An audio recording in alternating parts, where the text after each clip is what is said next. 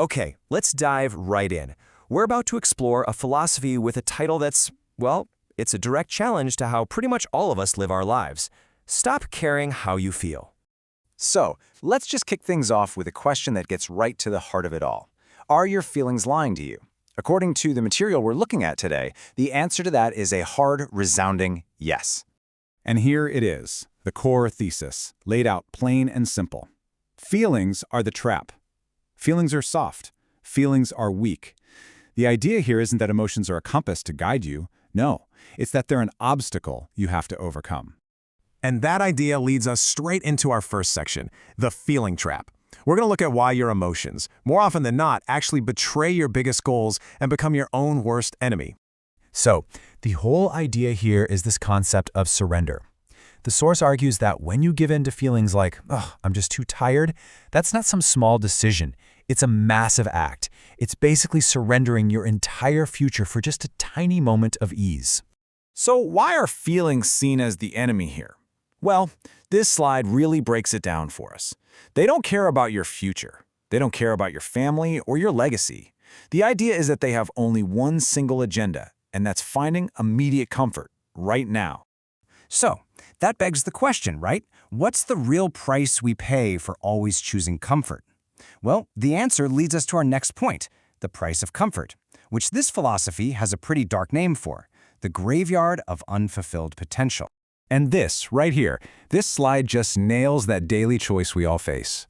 On one side, you've got the average person, completely run by their feelings. And on the other, you have the winner, who just obeys a schedule. It's framed as this very clear choice we have to make every single day. Here's a really powerful metaphor from the source material to hammer this point home. Comfort is the warm bed that keeps you weak. It's suggesting that the very thing that feels so good is actively holding you back, preventing you from growing. All right, so if feelings are the problem, then what's the solution? That's what takes us to our next section, the discipline divide, which this philosophy frames as, get this, the weapon that separates lions from sheep. And check out how discipline is defined here. It's not a habit, it's a weapon. It's a tool that is decisive. It doesn't negotiate, and it's focused on one thing and one thing only, execution. It's a very militaristic and powerful way of looking at it. So, okay, how do you actually use this weapon?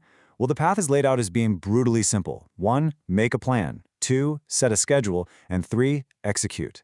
And that last part is so key. You do it without hesitation, without ever stopping to negotiate with your feelings. And what this all boils down to is a really stark choice, a binary one. A life run by your feelings, that's framed as being a slave to your own weakness. But a life of discipline, well, that's the path to being in charge, to living like a king. Okay, so that naturally leads us to the next stage of this whole philosophy, transformation. Section 3, Forging the Machine, with the subtitle, Turning Pain into Fuel. The central command here is simple, and it's stark. Make yourself a machine. The whole goal is to just strip emotion completely out of the equation of action. And what does this machine persona even look like? Well, according to this view, its attributes are cold, ruthless, relentless, unstoppable, and dominant.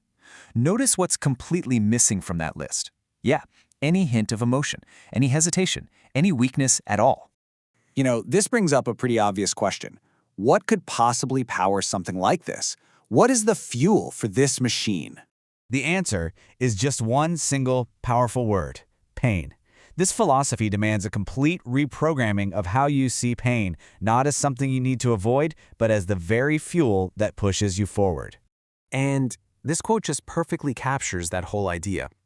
Pain is the fire that forges men from boys.